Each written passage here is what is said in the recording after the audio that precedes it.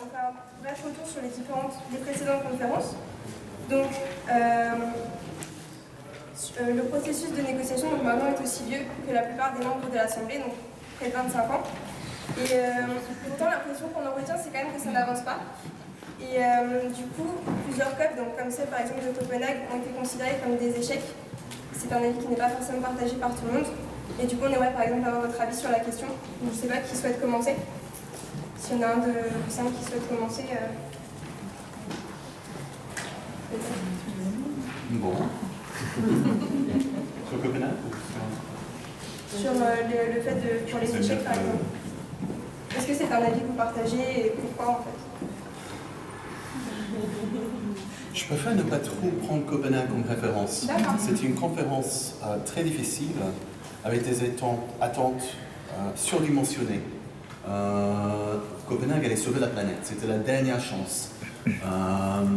Et finalement, ce n'était pas possible de trouver le type d'accord que les gens attendaient à Copenhague. Ceci étant, il y a eu un accord sur les grandes lignes de ce qui est possible en ce moment. C'est pas suffisant. Mais c'est sorti de cette conférence. Ça n'a pas été converti en décision à Copenhague. C'était très mal géré à la fin. Je dois faire grande attention à ce que je dis, parce que dans 7 mois, ça va être la France qui préside la conférence, qui doit terminer la conférence avec l'adoption d'une décision. Donc je n'ose pas critiquer le Danemark qui échouait à la fin de la conférence à convertir cet accord politique en décision formelle de la conférence. Mais les grandes lignes qui étaient une reconnaissance de l'action décidée par les pays, la mobilisation des ressources financières, une action renforcée institutionnelle au sein de la Convention, sur le reporting, la transparence, l'adaptation, la déforestation, les technologies, tout ça, ça fait un paquet qui est assez conséquent. Et on a tendance à sous-estimer ce qu'on a fait à Copenhague. Ça reste insuffisant, mais c'est une étape importante qui a été reprise l'année suivante à Cancun en 2010, où tout ce paquet a été adopté formellement par les partis, et ces institutions ont été mises en place, le Fonds vert a été lancé, le centre technologique également, les actions sur l'adaptation et autres. Et ensuite, ça nous a pris quelques années de mettre en place l'ensemble des règles pour que ça commence à fonctionner. Donc ça prend du temps. Maintenant, on doit accélérer pour faire quelque chose de nouveau, compléter, aller plus loin de ce qu'on a pu faire à Copenhague. Donc c'était décevant, c'est sûr. Est-ce que c'était un échec total? Non. Mais c'est quelque chose qui a posé les bases sur lesquelles on peut construire quelque chose et on peut corriger les défauts de cette architecture qui est sortie de Copenhague. Donc, avec une perspective plutôt ONG du coup, mais en plus de ce que Paul a dit, je pense que la société civile internationale, les ONG ont fait un peu le bilan de tout ce qui s'est passé ces dernières années, et notamment de Copenhague.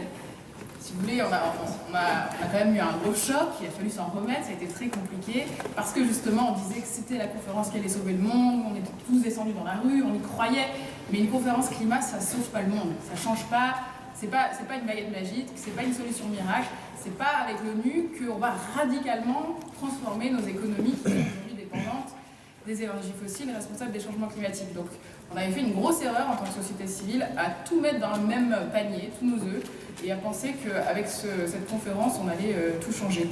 Il y a un phénomène qui s'appelle le syndrome de Copenhague ou le Copenhagen Hangover, parce que ça a duré plusieurs années pour s'en remettre, et aujourd'hui, on a une approche complètement différente vis-à-vis de la conférence de Paris, puisqu'on a bien réalisé que ce processus des Nations Unies, même s'il était extrêmement important et que la conférence de Paris était une étape essentielle, il n'était pas suffisant pour transformer nos économies, et que pour transformer nos économies, il fallait avant tout opérer une transformation nationale sur les politiques publiques, sur les actions que les États mettent en place, les entreprises, les investissements des entreprises et du secteur financier. Et c'est là, au niveau national, qu'on peut faire pression pour ensuite injecter de l'ambition dans ce processus onusien de négociation climatique. Donc c'est comme ça qu'on voit la conférence de Paris, et aussi, on imagine que, si vous voulez, il y a avant la conférence de Paris, tout le travail qu'on fait pour mettre la pression sur les États, mais il y a aussi après. Et avant Copenhague, on n'a jamais imaginé ce qui pourrait venir après, parce qu'on était tous dans ce panier de Copenhague et qu'on n'arrivait pas à se projeter sur la suite. Or aujourd'hui, on sait qu'on veut que Paris marque un tournant sur la vision qu'ont les États de l'énergie, notamment, de la transition énergétique, mais on sait qu'il va falloir continuer à se battre après, que le mouvement de la société civile sur le changement climatique doit se poursuivre, il doit grandir, que les acteurs économiques doivent investir davantage, etc. etc. Donc ça, c'est quelque chose qu'on s'efforce à faire pour qu'après, il n'y ait pas de retombées, de traumatisme comme il y a pu y avoir après Copenhague. Et enfin, il y a quelque chose quand même qui est assez important, c'est qu'avant Copenhague, dans ces négociations sur le climat, on ne parlait pas d'énergie. On parlait de réduction des gaz à effet de serre, éventuellement de solidarité internationale et d'adaptation des impacts, mais on ne parlait pas de nos systèmes énergétiques. Et aujourd'hui, c'est quelque chose qui commence à rentrer dans la tête des acteurs, à la fois des négociateurs, mais aussi des gens qui sont autour de cette négociation et dans l'économie réelle, sur le fait qu'à un moment donné, il faut sortir des énergies fossiles, il faut investir massivement dans les énergies renouvelables, réduire notre consommation d'énergie. Ça, c'est le GIEC qui nous dit on ne peut pas utiliser toutes nos réserves d'énergie fossile qui sont connues et qui sont contenues dans les sols, il faut les laisser dans les sols. Donc on a effectivement une approche qui est plus ancrée sur l'économie réelle. On fait les liens entre ce qui se passe dans cette négociation de diplomates et ce qui se passe dans l'économie réelle, les investissements d'entreprises, etc. Et une des choses que Paris doit faire justement, c'est d'envoyer un signal à cette économie réelle en disant, à un moment donné, les énergies fossiles, c'est fini. Et tous les États doivent mettre en place des plans de transition énergétique pour sortir des énergies fossiles et investir dans les renouvelables. Est-ce que vous souhaitez réagir sur ce point Moi, je peux peut-être parler un peu de la vision des jeunes par rapport au corps précédent. Je pense que, comme vous avez bien évoqué au début de ce débat, on est presque tous, on est nés et on a vu depuis qu'on était très petits les processus de négociation. Donc, il me semble qu'on n'a pas un avis neutre sur les négociations. On a été toujours influencé par les médias. On a vu justement l'échec de Copenhague. Que c'était la fin, c'était les derniers délais. Et lorsque les choses sont passées, sont passées à Copenhague, je pense que ça nous a influencé d'une manière tellement forte que maintenant on est plutôt, on voit les COP et les négociations comme un grand échec. Donc je pense qu'il faut essayer de garder un point de vue plutôt neutre. Il ne faut pas être assez pessimiste. Il ne faut pas, personnellement, moi, je pense que les négociations climatiques, oui, c'est vrai, quelquefois, on attend trop en tant que société civile, en tant que jeunes, mais il ne faut pas aussi, il faut pas reconnaître, il ne faut pas nier les avancements et les décisions qui ont été prises au sein des négociations. Il y a eu des accords qui sont importants, par exemple la création du fonds vert, etc. C'est vrai, peut-être que ce n'est pas assez.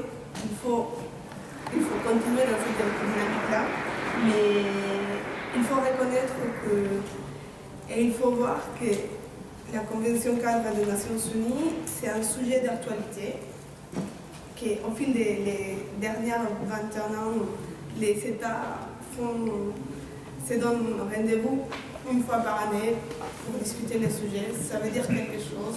Ça démontre, je pense, la volonté politique et l'intérêt des États pour parler du sujet. Et il faut... Oui, avec ça, je ne dis pas que c'est suffisant. L'effet d'aller à la COP, ce n'est pas suffisant. Il faut faire des efforts. Il faut faire et il faut aussi reconnaître, je pense que c'est vraiment difficile de construire les consensus au sein des négociations. Nous, dans notre vie quotidienne, on doit prendre des accords avec, je sais pas, dans notre famille, quelquefois c'est difficile de se mettre d'accord avec nos frères, avec nos copains. Imaginez-vous comment ça se passe dans les vraies négociations. On a 180 95 pays qui sont là. Et chaque délégué représente les intérêts des milliers de personnes. Donc c'est hyper difficile. Donc il ne faut pas nier les efforts qui se sont faits jusqu'au présent. Et ça, comme je vous répète, je ne vais pas dire que les COP sont géniales, mais il y a des choses qu'il faut encore améliorer. Il y a du gros travail à faire, mais il ne faut pas être aussi pessimiste.